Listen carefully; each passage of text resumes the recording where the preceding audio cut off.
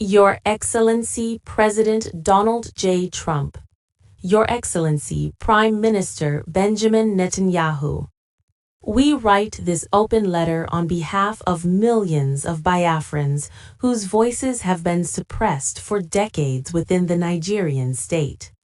Recent global developments, particularly Israel's principled recognition of Somaliland, have renewed hope among oppressed peoples who seek dignity, security, and the right to determine their own future.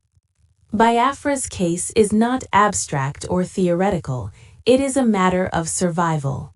For years, indigenous people of the eastern Nigerian region have faced systematic violence, targeted killings, and forced displacement. Armed Islamist groups, many operating openly, have attacked rural communities, seized ancestral lands, and terrorized civilians.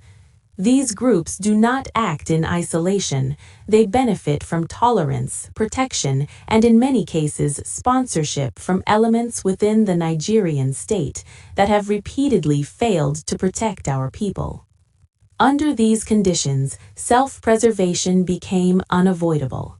The establishment of the Eastern Security Network (ESN) on December 12, 2020, following its effective activation on December 13, 2020, was a defensive response to an existential threat. Since then, ESN has played a critical role in preventing further incursions by terrorist groups into Eastern communities. This effort did not emerge from aggression, but from necessity. Central to this struggle is Mazi Nnamdi Kanu, who stood in the gap when institutions failed. His leadership galvanized a people facing extinction and reminded the world that silence in the face of injustice only empowers the aggressor.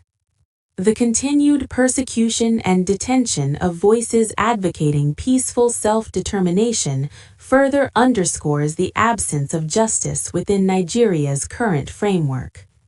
Your Excellencies, the recognition of Somaliland demonstrated moral clarity that borders imposed or maintained through force cannot override the will and safety of a people. Biafra seeks the same consideration. Recognition would not only affirm the right to self-determination, but also contribute to stability by addressing the root causes of conflict rather than ignoring them.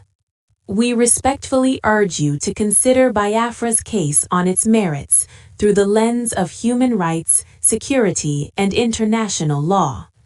Recognition would send a clear message that the world does not reward oppression, nor does it abandon peoples facing annihilation.